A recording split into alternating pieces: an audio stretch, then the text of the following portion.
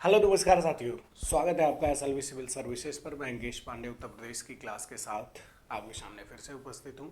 सभी साथियों का तहे दिल से स्वागत है इस चैनल पर। जितने भी अभ्यर्थी इस चैनल के माध्यम से free of cost UP special की क्लास देखते हैं, उनका एक नैतिक जिम्मेदारी भी बनता है कि लोगों तक वो शेयर कर दें। थोड़ी सी कल वाली वीडियो में क्वालिटी कम थी, आज से वो चीज़ सही हो जाएगी। कहीं से कोई भी दिक्कत, कोई भी परेशानी आए, आप बिल्कुल बेझिझक पूछ सकते हैं।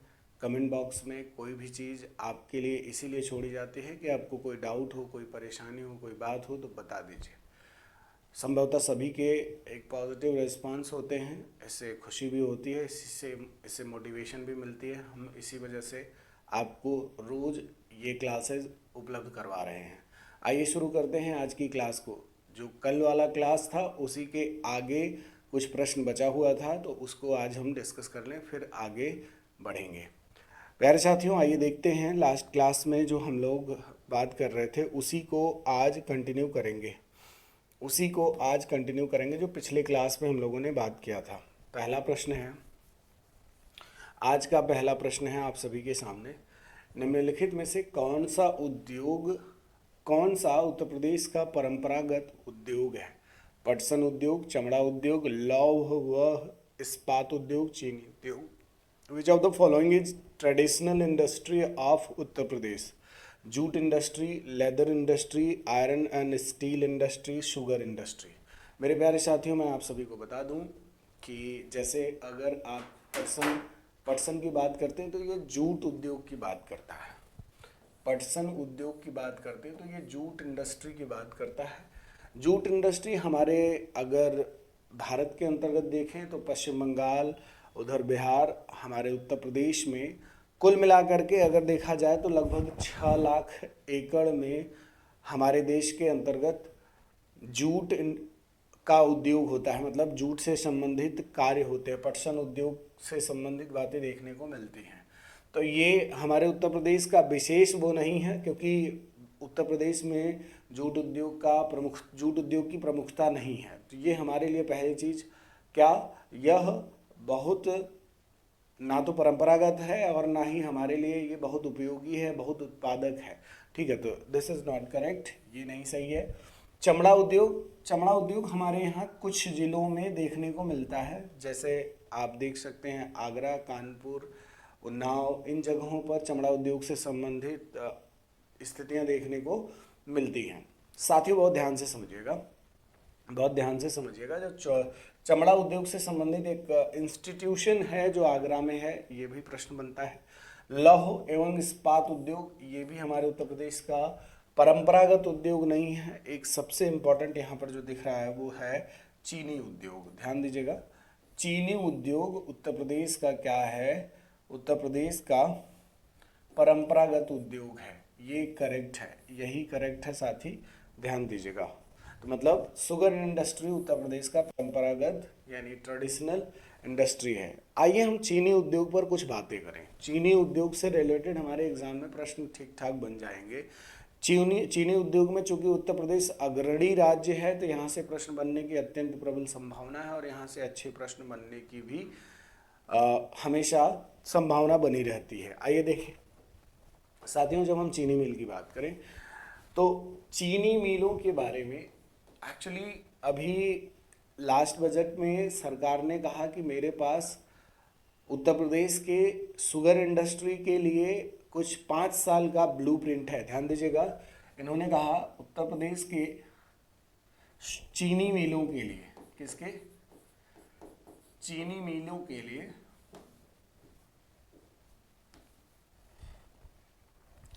उत्तर प्रदेश के चीनी मिलों के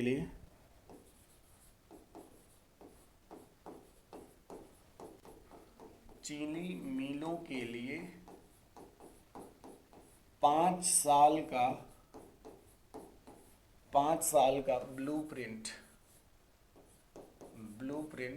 और इस ब्लूप्रिंट में सबसे बड़ा काम जो है वो क्या है? 14 चीनी मिलों का आधुनिकीकरण करना। आधुनिकी यानी उनको मॉडर्नाइजेशन ऑफ शुगर इंडस्ट्री कितने, यहाँ पर देखिएगा लगभग 14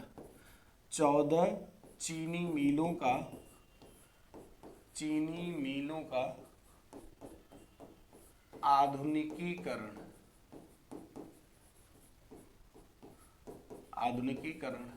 ये याद रखिएगा, यहाँ से प्रश्न बन सकता है।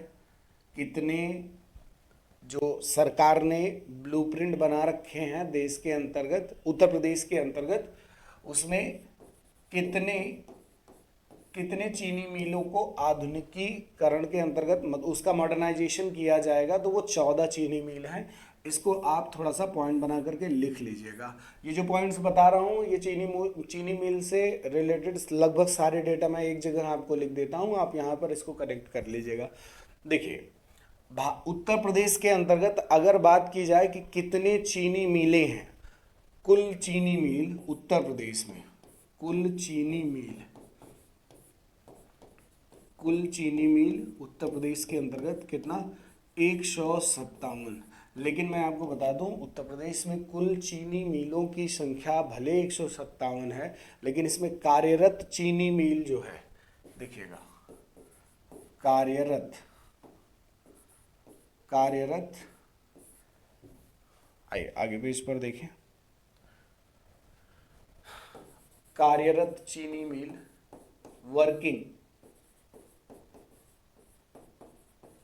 वर्किंग जो शुगर इंडस्ट्री है वो कितना है उत्तर प्रदेश के अंतर्गत, 118।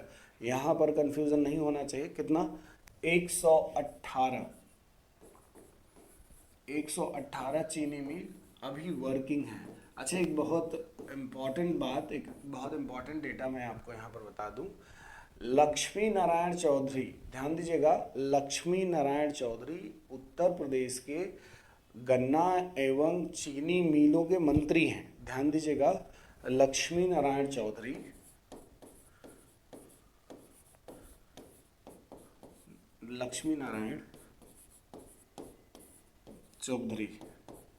क्या हैं, गन्ना व चीनी मिलों के मंत्री हैं।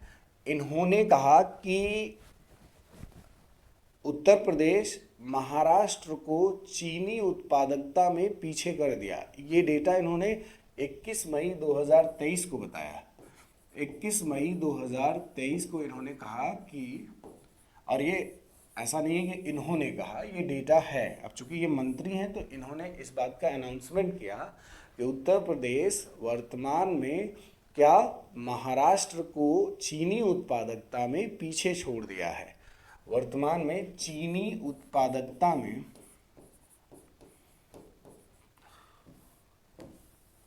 आप ऐसे लिख सकते हैं, इन्होंने क्या कहा कि वर्तमान चीनी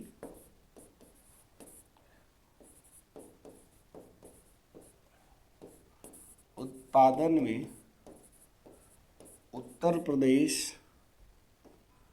प्रदेश अग्रणी राज्य हो चुका है।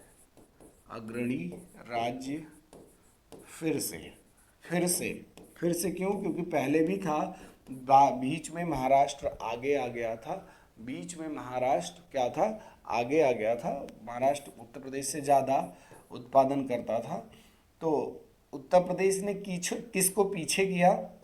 उत्तर प्रदेश ने महाराष्ट्र को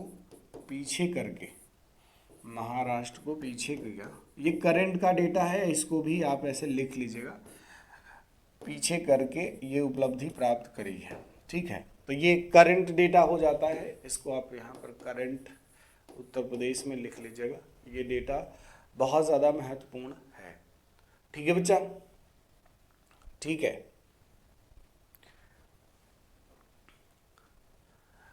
पिछले 2022-23 की बात करें, 2022-23 की बात करें तो लगभग 1084 लाख टन, पॉइंट कुछ और भी है इसमें, पॉइंट्स मैंने नहीं लिखा, ध्यान दीजिएगा।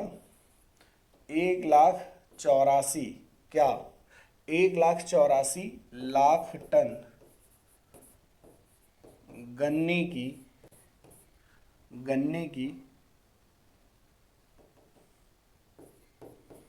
गन्ने की पेराई की गई, पेराई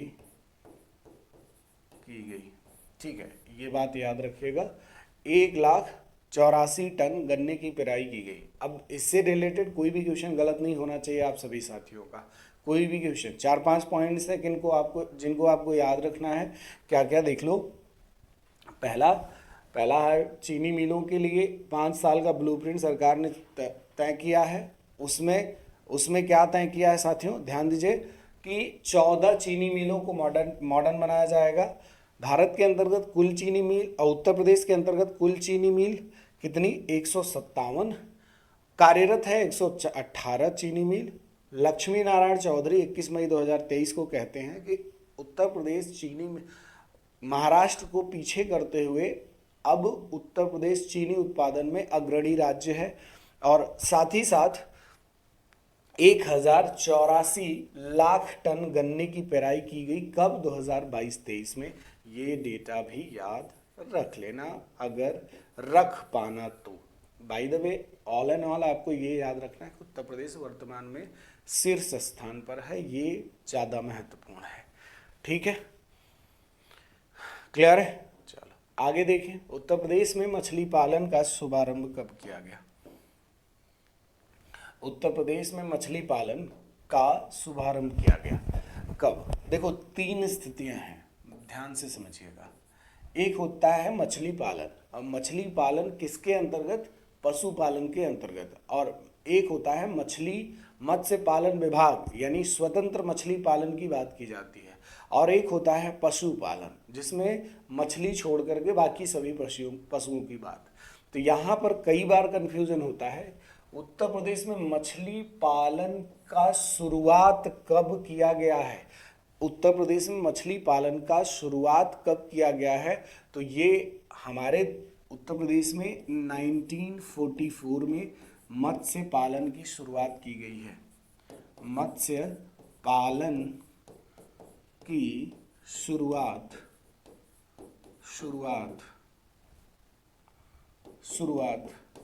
की गई है, मत्स्य पालन की शुरुआत की गई है। लेकिन यहाँ पर जो सबसे ज़्यादा कंफ्यूज करने वाला मामला है वो ये है कि मत्स्य पालन विभाग उत्तर प्रदेश में, ध्यान दीजिएगा, 1947 में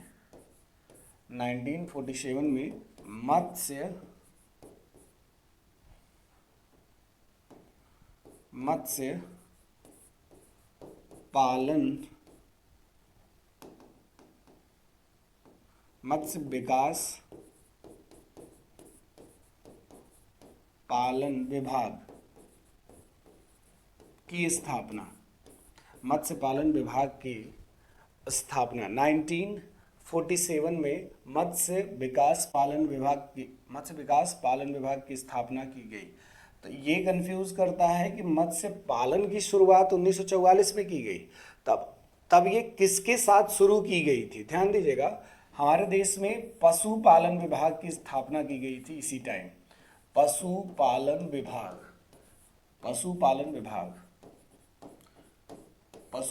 विभाग की स्थापना की गई थी 1944 में। विभाग की स्थापना की गई थी। तो यहां पर कंफ्यूज नहीं होना है साथियों, बहुत इंपॉर्टेंट है ये। पशुपालन विभाग की स्थापना की गई थी, तो पहले क्या था, पशुपालन के अंतर्गत, गौर कीजिएगा, पहले क्या था, पशुपालन के अंतर्गत मत्स्य पालन भी था। पशुपालन के अंतर्गत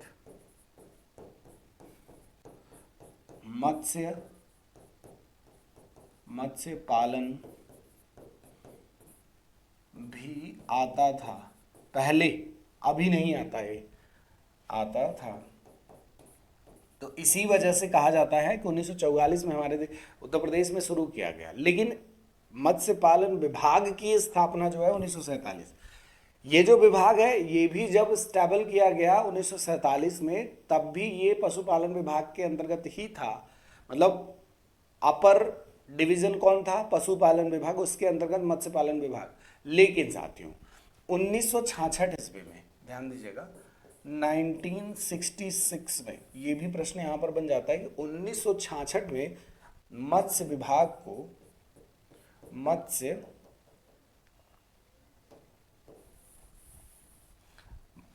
इसको हम अगले पेज पर ले रहे हैं। 1966 में मत्स्य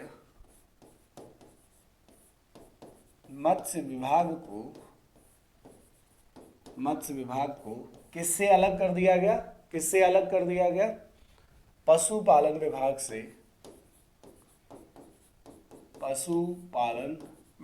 से अलग कर दिया गया। ठीक है, पशुपालन विभाग से अलग कर दिया गया। क्लियर रहेगा? तो ये कंफ्यूजन तीनों दूर कर लेना। पहला 44 में 1944 में भारत में पशुपालन विभाग और मत्स्य उत्पादकता साथ में शुरू होती है। 1947 में मत्स्य विकास के लिए एक आयोग, एक संस्थान स्थापित किया जाता है 1947 में, लेकिन पशुपालन विभाग से अलग किया जाता है मत्स्य पालन विभाग को कब? 1966 में। यहाँ पर कोई कंफ्यूजन नहीं होना चाहिए। देख लीजिए, 44 में मत्स्य पालन की शुरुआत हुई थी, 47 में मत्स्य विकास पालन विभाग की स्थापना की गई थी जो कि पशुपालन के अंतर्गत आता था। 1966 में मत्स्य पालन को पशुपालन से अलग कर दिया गया, मतलब एनिमल हस्बेंड्री से फिशरी को अलग कर दिया गया। ये बहुत इंपॉर्टेंट है, बहुत इंपॉर्टेंट डेटा है। इस डेटा को आप सभी कहीं ना कहीं पेन डाउन कर लीजिए, बहुत ज़्यादा इंपॉर्टेंट है। ठीक है, आगे बढ़े। अगला प्रश्न है, उत्तर प्रदेश में पशुपालन विभाग की स्थापना। देखो, ये देखो, उत्तर प्रदेश में पशुपालन विभाग की स्थापना 1942, 1956, 1954, 1944। देखो, अभी मैंने जस्ट बताया। देखो, ऐसे पॉइंट्स जो प्रश्न एक दूसरे से कनेक्टेड हैं, इनको आप ज़रूर ऐसे लिखिए। देखो, जब कनेक्टिविटी बना करके आप प्रश्नों को करते हैं,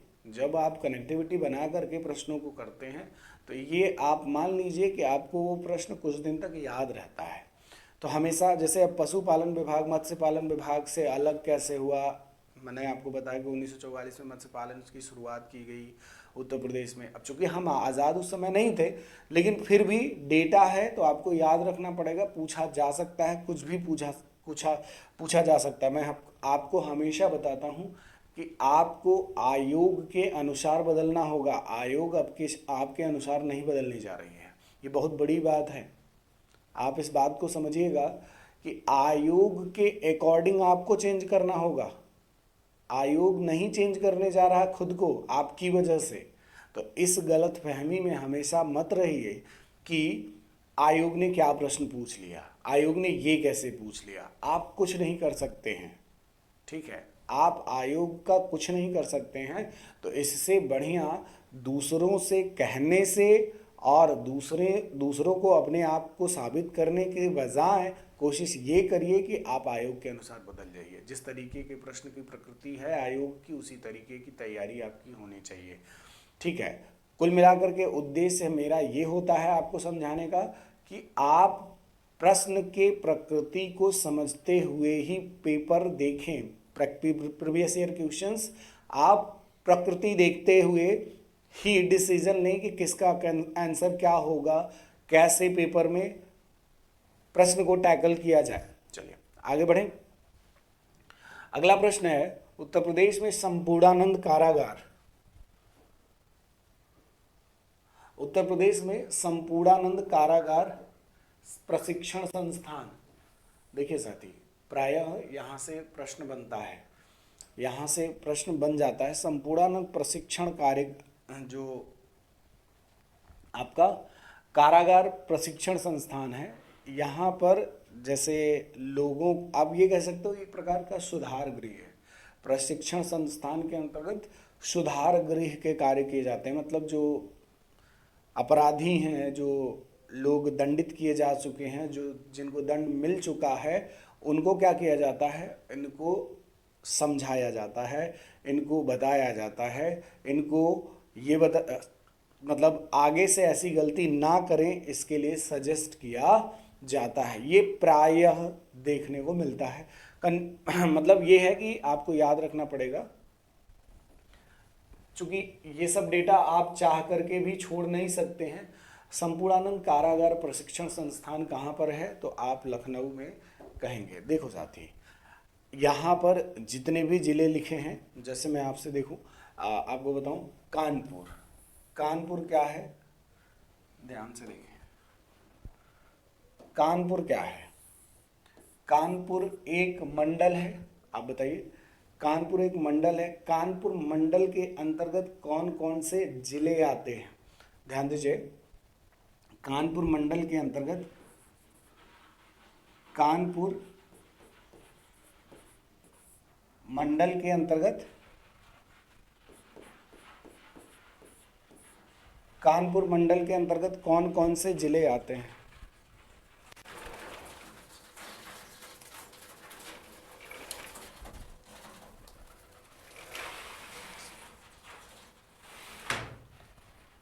कानपुर मंडल के अंतर्गत कौन कौन से जिले आते हैं, तो कानपुर नगर, कानपुर देहात, कानपुर देहात, फर्रुखाबाद, फर्रुखाबाद। देखिए, मैंने कहा कि कानपुर मंडल के अंतर्गत कौन कौन से जिले आते हैं। देखो, कानपुर नगर, कानपुर देहात, फर्रुखाबाद, फर्रुखाबाद, ठीक है। यहीं पर आपका इटावा, इटावा भी कानपुर के अंतर्गत आता है। देखिए, कंफ्यूज नहीं होना है साथियों, पहले ही बता दे रहा हूं, इटावा, कन्नौज व औरैया, कन्नौज व औरैया, कन्नौज औरैया, ये याद रखिएगा, यहाँ से प्रश्न बन जाता है प्रायः कि कानपुर मतलब इनमें से कौन सा कानपुर नगर के अंतर्गत या फिर कानपुर मंडल के अंतर्गत आता है। आपको पता है टोटल उत्तर प्रदेश में कितने, कुल 18 मंडल हैं, कुल 18 मंडल हैं, ये बात पता है ना, कुल 18 मंडल हैं। ध्यान दीजिएगा, यहीं पर अगर मैं आपसे पूछ लूं कि बताइए कि लखनऊ मंडल के अंतर्गत कौन कौन से जिले हैं, लखनऊ मंडल के अंतर्गत कौन कौन से जिले हैं, बहुत इंपॉर्टेंट है। आप जानते हैं लखनऊ खुद, उन्नाव, सीतापुर, लखनऊ, उन्नाव, सीतापुर, बाराबंकी, हरदोई, लखीमपुर खीरी, हरदोई,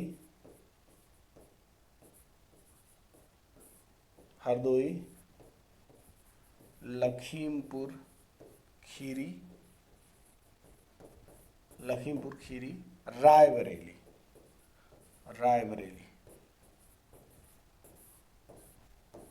ठीक है। तो ये 6 जिले इसके अंतर्गत हैं, ठीक है, 6 जिले इसके अंतर्गत हैं, और 1 2 3 4 5 6 इसके अंतर्गत हैं। दोनों में याद रखिएगा, दोनों ठीक ठाक।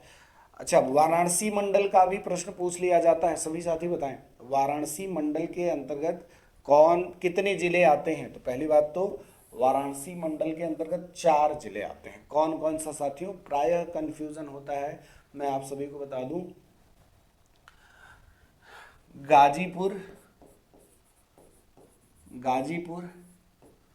चंदौली, गाजीपुर, चंदौली, जौनपुर,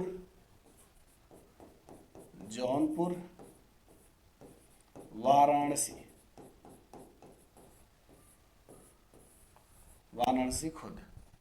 तो 4 जिले किसके अंतर्गत हैं? आपके वाराणसी के अंतर्गत हैं। साथियों यहाँ से प्रश्न बनता है, आप यहाँ पर अब एक बचा हुआ है, बरेली के अंतर्गत कितने जिले पाए जाते हैं? आप सभी कमेंट करके बताइए, या मैं बता दूं, या आप लिख लीजिएगा, बरेली का भी आप सभी लिख लीजिए। देखिए बरेली के अंतर्गत पाए जाने वाले जो जिले हैं, बरेली, बदायूं, शाहजहांपुर, आप लिख लीजिए। बरेली के अंतर्गत जो जिले पाए जाते हैं, चारों ऑप्शन आपके मंडल वाले थे, बरेली, बदायूं, शाहजहांपुर, पीलीभीत।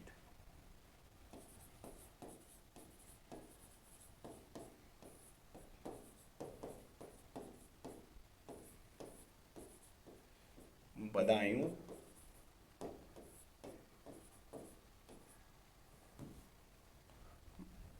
पीलीभीत, शाहजहांपुर,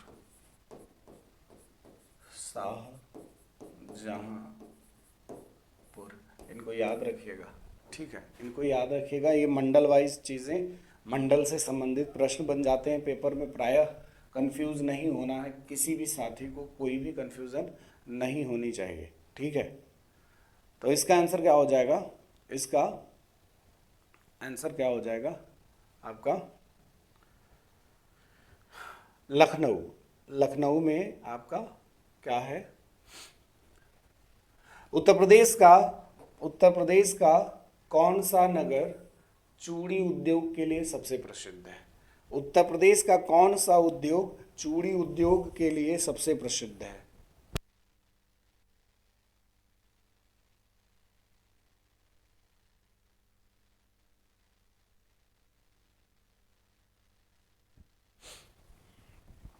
आसान है, आसान है। Which city of Uttar Pradesh is most famous for bangle industry? भाई ये कई बार मैं आपसे बता चुका हूँ, ये प्रश्न तो बहुत आसान है। आगरा चमड़ा उद्योग के लिए। बरेली किसके लिए? क्या सिर्फ झुमका गिरा के लिए प्रसिद्ध है या फिर कुछ और है? क्या सिर्फ झुमका गिरा के लिए प्रसिद्ध है या फिर कुछ और है? ये प्रश्न बहुत महत्वपूर्ण है, ध्यान दीजिएगा। ये ना बहुत बार, इतनी बार ऐसे प्रश्न आपके सामने मैं गुजार दूंगा कि आपको कोई भी कंफ्यूजन यहाँ पर नहीं होने वाला है, ठीक है, कोई भी दिक्कत नहीं होने वाली है, यहाँ से कोई भी कंफ्यूजन नहीं होगा आगे की जब भी आप पेपर में बैठेंगे। उत्तर प्रदेश में नागरिक उड्डयन, उत्तर प्रदेश में नागरिक उड्डयन प्रशिक्षण केंद्र, civil aviation training centre located in Uttar Pradesh, कहाँ पर? हमारे उत्तर प्रदेश के अंतर्गत नागरिक उड्डयन प्रशिक्षण केंद्र कहाँ पर स्थित है? तो आप सभी साथी बता दोगे, ये आपके प्रयागराज में है। कहाँ पर बच्चा? ये आपके प्रयागराज में है, क्लियर रहेगा, ये आपके प्रयागराज में स्थित है। उत्तर प्रदेश में नागरिक उड्डयन प्रशिक्षण केंद्र कहाँ पर स्थित है? तो प्रयागराज में। Where is the civil aviation training centre located in Uttar Pradesh? आप बता दोगे प्रयागराज। प्रयागराज को क्या कहा जाता है? देवताओं का शहर, देवताओं का शहर, या फिर भगवान की नगरी, देवताओं का शहर। इसको और किस नाम से जानते हैं? संगम, संगम नगरी, ठीक है। यहाँ पर अब चूंकि मैं आपको बता दूं, जिस तरीके का गवर्नमेंट हो, जैसे उत्तर प्रदेश में वर्तमान में बीजेपी गवर्नमेंट, ऐसा माना जाता है कि हिंदू जो संप्रदाय है, जो व्यवस्था है, जो पंथ है, जो धर्म है, इस धर्म पर बहुत फोकस्ड होती है, ऐसा माना जाता है। तो ऐसे में आपको ये बात याद रखनी पड़ेगी कि उत्तर प्रदेश के अंतर्गत महत्वपूर्ण मंदिर, महत्वपूर्ण जगह जो है वो कहाँ कहाँ पर है और कौन कौन सा फेमस है। तो उत्तर प्रदेश में आप जानते हैं लेटे हनुमान जी, लेटे हनुमान जी संगम के किनारे, लेटे हनुमान जी, लेटे हनुमान जी का मंदिर बहुत फेमस है यहाँ पर, ठीक है। और दूसरा आलोप शंकरी देवी, आलोप शंकरी देवी, आलोप शंकरी देवी, या फिर इसको कहीं कहीं आलोपी माता के नाम से जानते हैं, आलोप शंकरी देवी, ठीक है। आलोपी माता के नाम से जानते हैं। गौर कीजिएगा, आलोप शंकरी देवी या आलोपी माता के नाम से जाना जाता है। यह मंदिर उत्तर प्रदेश के अंतर्गत, उत्तर प्रदेश के प्रयागराज के अंतर्गत है। भारत का, विश्व का सबसे बड़ा मेला, विश्व का सबसे बड़ा मेला कुंभ व महाकुंभ यहीं पर लगता है। कुंभ तो मतलब जहाँ जहाँ ऐसा माना जाता है कि जहाँ जहाँ अमृत गिरा था, अमृत का बूंद गिरा था, वहाँ वहाँ माना जाता है कि कुंभ का मेला लगता है। और लगता भी है, माना क्या जाता है आप सभी जानते हैं कि मतलब वो मेले लगते हैं। लेकिन कुंभ और महाकुंभ जो प्रयागराज का है वो पूरी दुनिया में फेमस है। ठीक है, इसके बाद अच्छा, कुंभ और महाकुंभ की जब बात कर लिए तो इसके बाद एक पॉइंट और मैं आपको बता दूं। भारत के अंदर, उत्तर प्रदेश के अंतर्गत कुंभ और महाकुंभ के मेले के बाद, कुंभ और महाकुंभ के मेले के बाद सबसे बड़ा जो मेला है वो नौचंदी का मेला है। नौचंदी का मेला है, नौचंदी का मेला। ये प्रश्न याद रखना क्योंकि यहाँ से प्रश्न बना हुआ है कि उत्तर प्रदेश में कुंभ और महाकुंभ के मेले के बाद सबसे प्रचलित मेला कौन सा है, तो आपको मैं बता दूं वह मेला है आपका नौचंदी का मेला। प्रायः यहाँ से प्रश्न बन जाता है और ये पूछा गया प्रश्न है। आगे शायद इसमें का एक प्रश्न है भी। ठीक है, आगे बढ़े। इलाहाबाद से संबंधित और भी चीज़ें आगे जैसे जैसे ज़रूरत पड़ेगी वैसे वैसे बात कर। देखो ये प्रश्न आ ही गया, ये प्रश्न आ ही गया कि कुंभ के बाद उत्तर प्रदेश का सबसे बड़ा मेला कौन सा है, तो आपने कहा कि नौचंदी का मेला। किसका बच्चा? नौचंदी का मेला उत्तर प्रदेश में दूसरा सबसे बड़ा मेला है। उत्तर प्रदेश में जो सबसे बड़ा कुंभ का मेला है, कुंभ हमेशा माना जाता है, कुंभ हर 6 साल पर होता है। मतलब एक बार 12 साल में, आप ऐसे कह सकते हैं 12 साल में, पहले 6 साल में, 12 साल में महाकुंभ लगता है। महाकुंभ। और इसके आधे पर जैसे 6 वर्ष में अर्ध कुंभ लगता है। अर्ध कुंभ लगता है। ठीक है, और हर साल जो लगता है उसे कुंभ मेला, प्रत्येक वर्ष जो इन दोनों के अलावा प्रत्येक वर्ष जो मेला होता है उसे कुंभ मेला कहते हैं। कुंभ मेला कहते हैं किसको? जो प्रत्येक वर्ष लगता है उसे कुंभ मेला के नाम से जानते हैं। क्लियर रहेगा? क्लियर रहेगा बच्चा? ठीक है, आगे। संत वारिस अली शाह की दरगाह, संत वारिस अली शाह की दरगाह अलीगढ़, बाराबंकी, लखनऊ, मेरठ। देखो मेरे प्यारे साथियों, यहाँ पर कई बार साथी कंफ्यूज हो जाते हैं।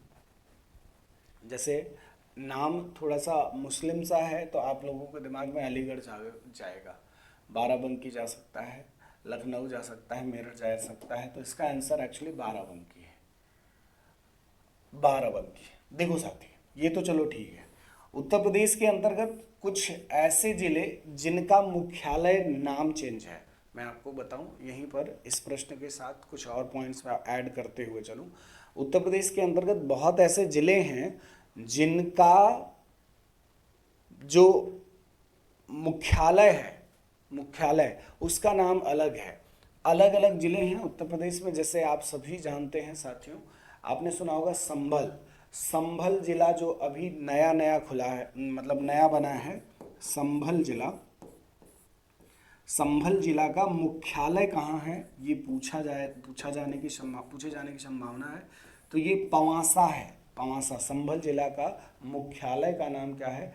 पवासा। फर्रुखाबाद की बात करें, यहीं पर फर्रुखाबाद की बात कर लें। फर्रुखाबाद, देखो संभल का जो मुख्यालय है उसका नाम पवासा है, फर्रुखाबाद का फतेहगढ़ है, फतेहगढ़ है, फतेहगढ़ है। यहीं पर हम बात करें जैसे कुशीनगर की, कुशीनगर, तो कुशीनगर का पड़रौना है, ठीक है, पड़रौना है, ठीक है। वहीं पर अगर हम बात करें सोनभद्र, सोनभद्र, सोनभद्र का क्या है आपका रॉबर्ट्सगंज, रॉबर्ट्सगंज।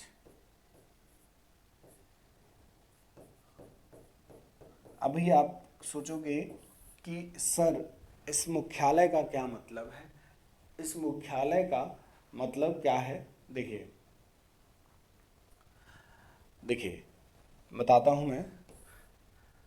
यहीं पर जब अंबेडकर नगर की बात करें, अंबेडकर नगर का भी यहाँ पर चर्चित रहता है अकबरपुर, अकबरपुर।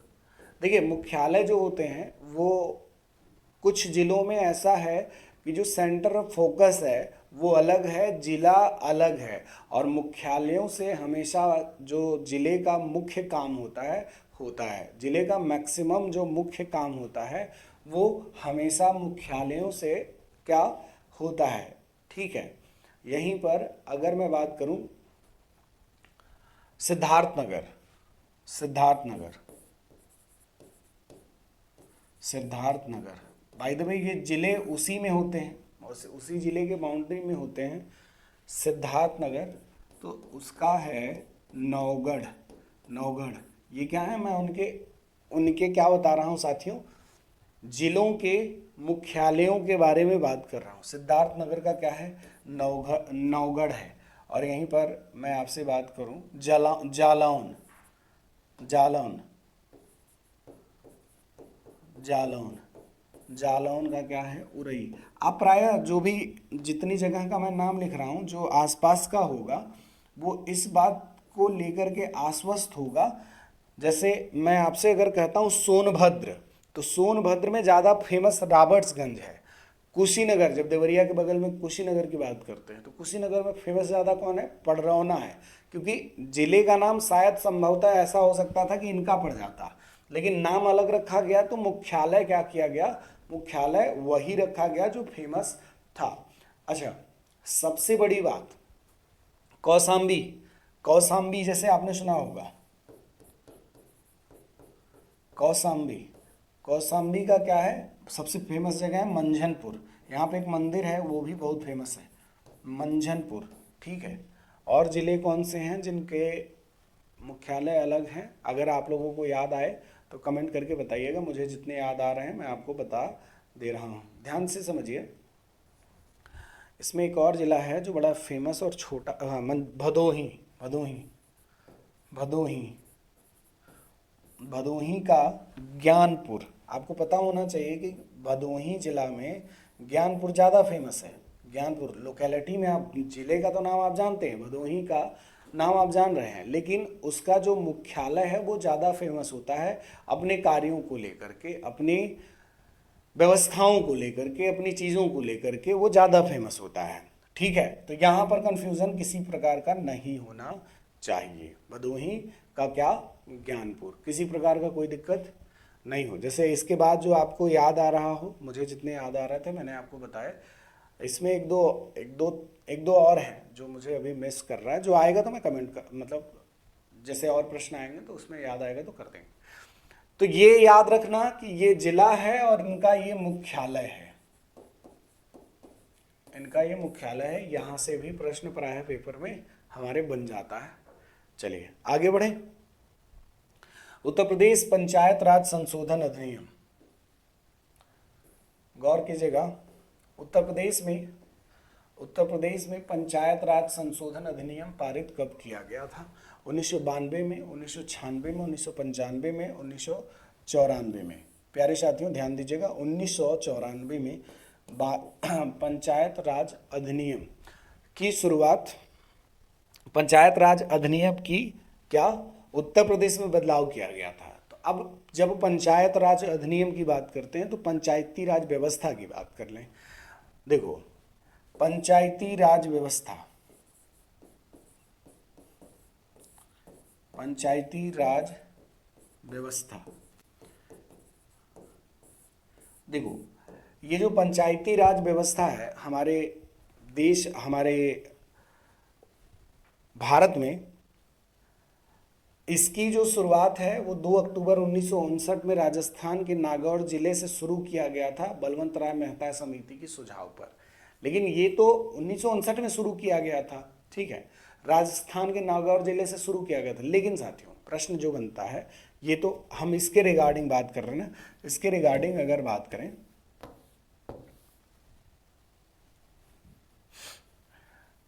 पंचायती राज अधिनियम से संबंधित पंचायती राज संशोधन अधिनियम,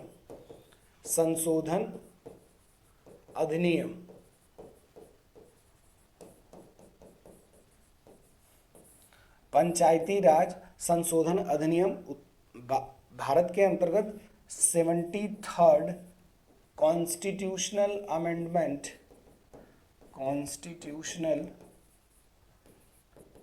अमेंडमेंट एक्ट के माध्यम से, यानी संविधान संशोधन अधिनियम, यानी कॉन्स्टिट्यूशनल अमेंडमेंट एक्ट के माध्यम से किया गया। कब किया गया था ये 73rd कॉन्स्टिट्यूशनल अमेंडमेंट? तो 1992 में, ठीक है। 1992 में से 73वां संविधान संशोधन किया गया था। ये प्रश्न बहुत इंपॉर्टेंट है, ठीक है। देखो, 1993 से ये जो कॉन्स्टिट्यूशनल अमेंडमेंट बिल है, एक्ट है, ये लागू कर दिया गया था। कब से? 24 अप्रैल 1993 से इसको लागू कर दिया गया था। प्रश्न यहाँ से जो सबसे ज़्यादा इंपॉर्टेंट बनता है कि पंचायती राज संशोधन अधिनियम के चक्कर में हमारे देश में एक भाग जोड़ा गया है, जिसे हम कहते हैं भाग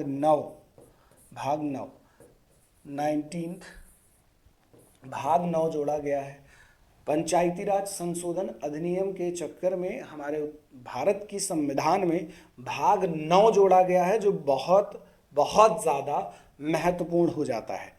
साथियों, यहीं पर 2-3 बातें और, जैसे भाग 9 तो जोड़ा गया, एक अनुसूची भी जोड़ी गई थी। इस पंचायती राज संशोधन अधिनियम के माध्यम से हमारे देश के अंतर्गत 11वीं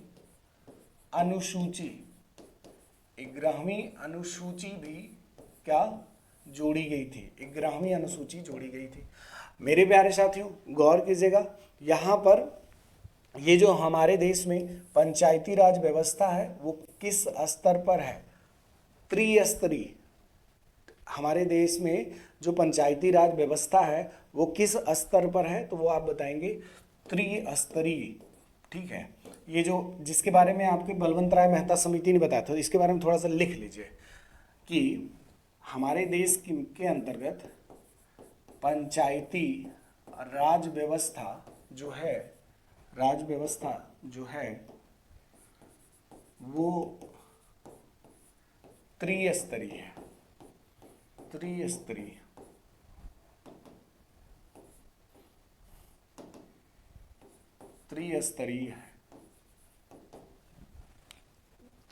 है। दूसरी बात ये त्रिस्तरीय है। ये त्रिस्तरीय का कॉन्सेप्ट किसने दिया था? तो बलवंत राय मेहता ने दिया था। बलवंत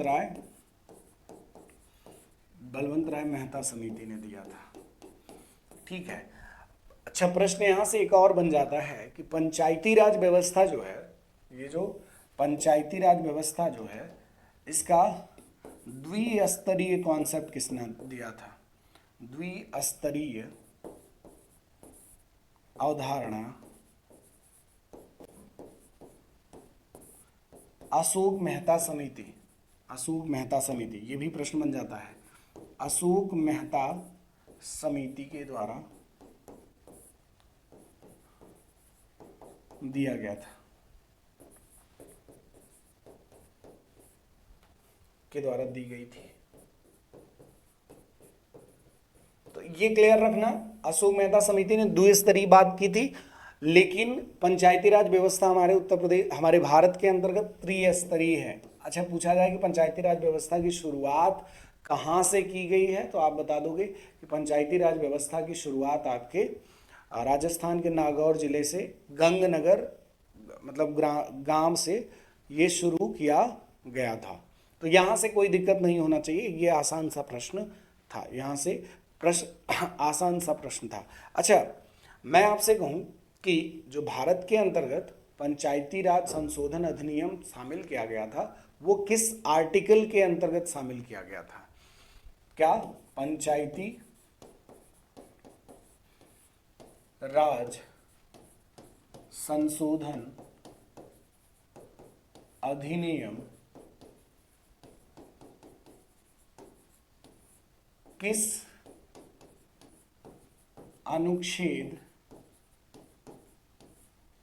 अनुच्छेद, तो आप यहां पर लिख लीजिएगा, किस अनुच्छेद के अंतर्गत पंचायती राज संशोधन अधिनियम आर्टिकल 243 के बी में, 243 के बी में। ये प्रश्न, एक पर्टिकुलर प्रश्न से आप देख रहे हो कितनी चीजें आपकी तैयार हो रही हैं। मैंने आपको बताया था कि देखो, हम 8-10 प्रश्न ही भले आपके बोर्ड पर करें, लेकिन उससे रिलेटेड लगभग सभी पक्ष, जितने पक्ष हो सकते हैं, मजबूती के साथ हम उसको करेंगे, और कहीं से कोई भी प्रश्न हमारा बाहर ना जाए, ये विशेष कोशिश की जाएगी। ठीक है, क्लियर है? आगे बढ़े। अगला प्रश्न है, उत्तर प्रदेश में मुख्यमंत्री पद पर सबसे अधिक समय तक रहने वाले व्यक्ति का नाम बताइए। Govind Ballabh Pant, Shri Narayan Dutt Tiwari, Chaudhary Charan Singh, Hemvati Nandan Bahuguna. Name the person who has held the post of chief minister in Uttar Pradesh for the longest period. Govind Ballabh Pant, GB Pant के नाम से भी नहीं जाना जाता है, जीबी पंत के नाम से भी जाना जाता है, ठीक है, शॉर्टकट में।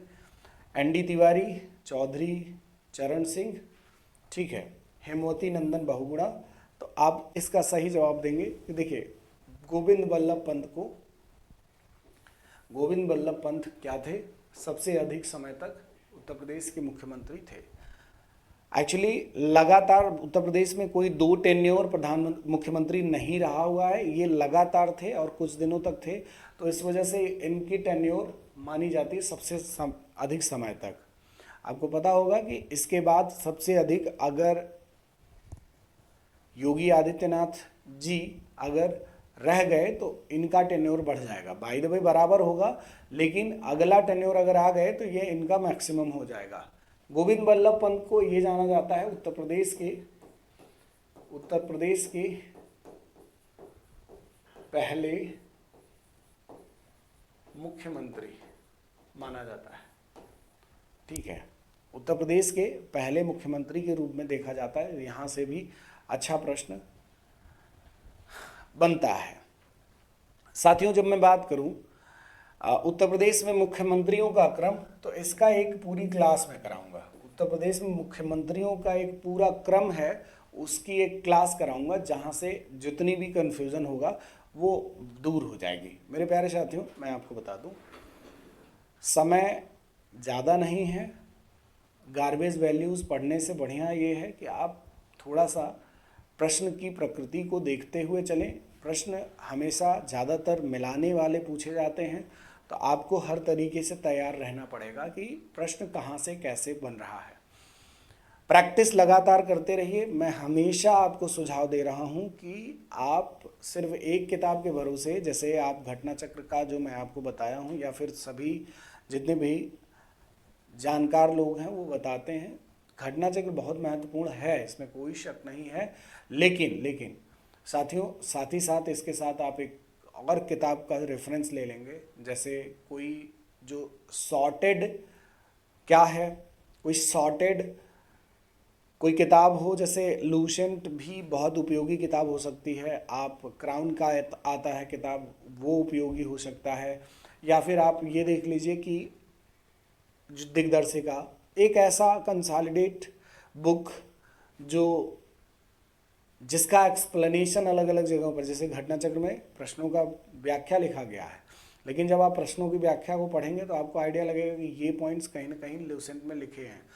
लूसेंट की चीज़ें याद नहीं होती हैं, उसका बहुत बड़ा रीज़न है कि इतने ज़्यादा फैक्ट एक जगह पर हैं कि आप उसको याद करना मतलब इम्पॉसिबल सा हो जाता है। डेटा बहुत ज़्यादा है, इस वजह से वो चीज़ें याद नहीं होती हैं। तो ऐसा भी नहीं है कि वो हो नहीं सकता है, आप बड़े आराम से कर सकते हो, लेकिन आपको कोशिश ये करना पड़ेगा कि जो चीज़ें, जो बातें, जो डेटा उसमें दी गई हैं उनको आप एकदम से एक एक करके क्लियर करते हुए आगे बढ़ेंगे। ठीक है, मतलब ऐसा नहीं कि आपने एक बार पढ़ दिया, पढ़ने से लूसेंट तैयार नहीं होता। लूसेंट के कुछ पार्ट्स आपको तैयार हो सकते हैं। लूसेंट बहुत मजबूत किताब है। लोगों को लगता होगा आज के डेट में कोई भी पेपर ऐसा नहीं है, इतिहास का कोई भी प्रश्न नहीं होता, लगभग 95% ऐसा होता है कि आपको वहाँ से प्रश्न मिल जाएगा। हाँ, प्रश्न एग्जैक्ट नहीं मिलेगा, उसका कुछ न कुछ क्लू ज़रूर मिल जाएगा कि देखो ये वाला पॉइंट यहाँ पर था, बहुत छोटे में कुछ लिखा था। ये बात मैं अपने से नहीं कह रहा हूँ, अलग अलग एक्सपीरियंस जो सेलेक्टेड बच्चे हैं उनके माध्यम से जो बातचीत हुई, जो समझ में आया, उसको मैं आपके सामने प्रेषित कर रहा हूँ। उम्मीद करता हूँ आज की क्लास आपको पसंद आई होगी। आप सभी कमेंट करके ज़रूर बताइएगा कैसी रही क्लास। कल वाले में थोड़ी सी वीडियो में क्वालिटी कम थी, आज आई थिंक सही है, कोई दिक्कत नहीं है। मैं आपको बता दिया कि कोई भी कन्फ्यूज़न, कोई भी डाउट, कमेंट बॉक्स आपके लिए अगली क्लास में उसको देख लेंगे। तो आज के लिए इतना ही। Thank you class, love you all, अपना ख्याल रखें, स्वस्थ रहें, जय हिंद।